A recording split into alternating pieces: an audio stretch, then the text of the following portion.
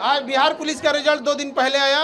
हम लोग की कोशिश थी कि ज़्यादा से ज़्यादा बच्चों को हम लोग यहाँ लाएं और जितने बच्चे ऑनलाइन ऑफलाइन में पढ़े थे उन लोगों को हम लोग बताया कि आप लोग संस्था में आइए। आज आप लोग को हम लोग बड़ा अच्छा लगता है, हम अपने हाथ से वर्दी दें। लगभग 12,000 से ज़्यादा बच्चे आए, ऐसे ऐसे लगभग 20 हॉल भरे हुए हैं और आज अपने हाथ से उन्हें वर्दी देंगे, भोजन कराएंगे, मेडल देंगे और इन लोग को 2 शपथ दिलाते हैं कि सैलरी से 4 गुना से ज़्यादा बिजनेस करके कमा लो ताकि रिश्वत मांगने की ज़रूरत ना हो और दहेज छोटा लगने लगे, दहेज ना लेना पड़े। इतना रिजल्ट हुआ है। देखिए ये लोग कल को जिला संभालेंगे, आज हम लोग इन लोग को समझा रहे हैं। अभी भी इन लोग को ना अभी सिलेक्शन हो गया, लेकिन इनके दिल के अंदर से जो विद्यार्थी वाला गुण था ना वो गया नहीं। अभी भी इनके अंदर बचपना है, लेकिन यकीन मानिए इतना पुलिस वाले, इसमें सब पुलिस वाले हैं और ऐसे ऐसे 20 हॉल भरा हुआ है। अगर एक बार ये किसी गांव में पहुंच जाए ना, गांव वाला डर के भाग जाएगा भाई इतना पुलिस वाला क्यों आया। इससे पहले जब दरोगा का रिजल्ट हुआ था तो लगभग 20-25 जीप से वो लोग आए थे लोग और पूरा ये स्टेज दरोगा से भर गया था। तो मोहल्ला वाले लोग डर गए कि लगता है खान सर के ऊपर छापा उपा पड़ गया है, इतना पुलिस वाला आया उठा ले जाएगा यहाँ पे। बाद में पता चला कि मिलने आया था लोग यहाँ। तो ये सारे लगभग 12,000 से ज्यादा बच्चे हैं और ये अभी एक हॉल में बैठे हैं। उद्देश्य यही है, इन लोग के जैसे हजारों लाखों बच्चे तैयारी कर रहे हैं। जो पेपर लीक हो जाता है, ऐसे न जाने कितने गरीब मिडिल क्लास के बच्चों का सपना तोड़ दिया जाता है और शायद अगर ईमानदारी से परीक्षा नहीं होती तो यहाँ ये लोग नहीं बैठ पाते, केवल अमीर लोग बैठे रहते। लेकिन यहाँ कोई भी ऐसा नहीं होगा, सब मिडिल क्लास गरीब घर के बच्चे होंगे।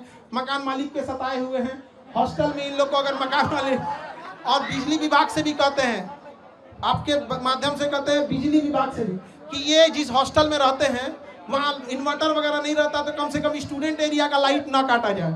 आप लोग सहमत है कि नहीं जी? स्टूडेंट एरिया का 2-2 घंटा लाइट काट देता है, ऐसा कहता है कि दुनिया भर में बिजली दे रहे हैं। यहाँ पे मंगल ग्रह पे बिजली सप्लाई करेगा, पहले विद्यार्थी के देते बिजली यहाँ पे। लेकिन जिस तरीके से अब नीट का भी पेपर लीक हुआ था, नीट परीक्षा के लिए इनका कहना है, तो कुछ पत्रकार हम टीचरों को कहीं कह रहे हैं कि हम लोग के पास पता नहीं क्या बुद्धि वगैरह का। उनका कहना है कि हम लोग के पास इतना बुद्धि नहीं है। अजीब हाल है। देखिए नीट पेपर में कहा गया है कि एयरफोर्स पेपर को पहुंचाएगा। अच्छी बात है, आप इनिशिएशन ले रहे हैं, लेकिन समझिए मलेरिया की बीमारी में टाइफाइड का इंजेक्शन नहीं मारा जाता है।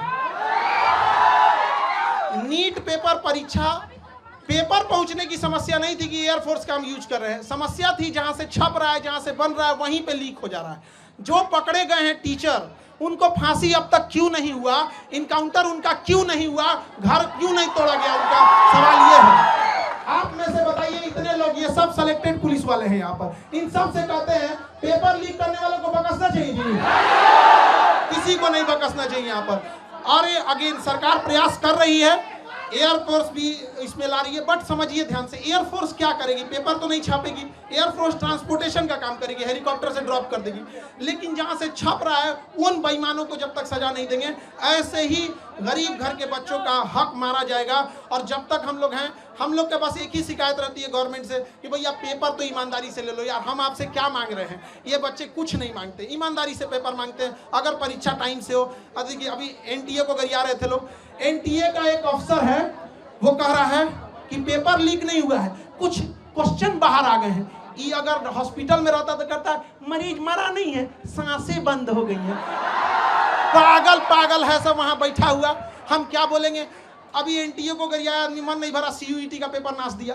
बताइए एक बच्चे के मनोबल पर कितना बुरा असर पड़ेगा। हम लोग परेशान हो जाते हैं। और पत्रकार में कुछ लोग कहते हैं कि हम लोग शिक्षक लोग को कुछ आता नहीं, पढ़ा के पसीना से कपड़ा भीग जाता है। यहाँ पे जितना पसीना ये लोग बहाते हैं उतना साथ में हम लोग भी बहाते हैं।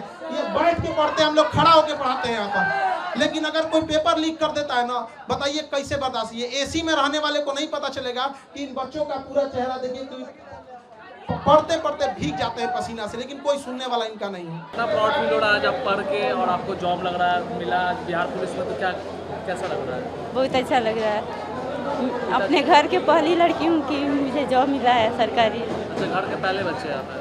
पिताजी आपके क्या करते हैं? वार्ड सदस्य है। कैसे लगता है कि पिताजी का संघर्ष, किसानी, पिताजी का संघर्ष को कहते थे कि पिताजी ने आपको इतना संघर्ष करके पढ़ाया और आज आप जॉब कर रहे हैं, कितना प्राउड फील हो रहा है आपको? बहुत ज़्यादा। किस चीज़ में आपको जॉब हुआ? कांस्टेबल।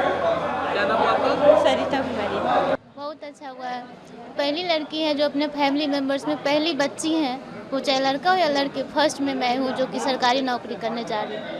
कितना संघर्ष कैसे संघर्ष के अपने दिनों को याद करता है जिस तरीके से आपने इतना संघर्ष इतना पढ़ाई किया? बहुत ज़्यादा बता नहीं सकती। मेरे इनका श्रेय मेरे को मम्मी को जाता है। मेरी मम्मी बहुत संघर्ष किए मेरे को पढ़ाने के लिए। पिताजी क्या करते हैं? पिताजी खेत करते हैं, काम करते हैं, मजदूरी करते हैं। और कहाँ किस जिला में हुआ आपका? मुजफ्फरपुर। मुजफ्फरपुर जिला। क्या नाम हुआ आपका? पूजा कुमारी। बहुत अच्छा हो रहा है, बहुत अच्छा फील हो रहा है। कैसे देखते हैं अपने संघर्ष के दिनों को, किस तरीके से आप याद करते हैं कितना संघर्ष आपने किया? संघर्ष किस तरीके से आपने किया, जाकर पढ़ाई की? हाँ, क्या क्या? मतलब खान सर का ही बैच लिए थे, ऑफलाइन बैच, उसी से हम पढ़े हैं और उसी से सारा क्वेश्चन सब आ गया है। तो फर्स्ट अटैम्प्ट में ही हो गया बिहार। हाँ, पहला अटैम्प्ट में ही हो गया है बिहार पुलिस के। हाँ, कितना प्राउड फील हो रहा है? बहुत प्राउड फील हो रहा है। घर वाले भी बहुत खुश है, सब बहुत खुश है। पापा क्या करते हैं? पापा बिजनेस।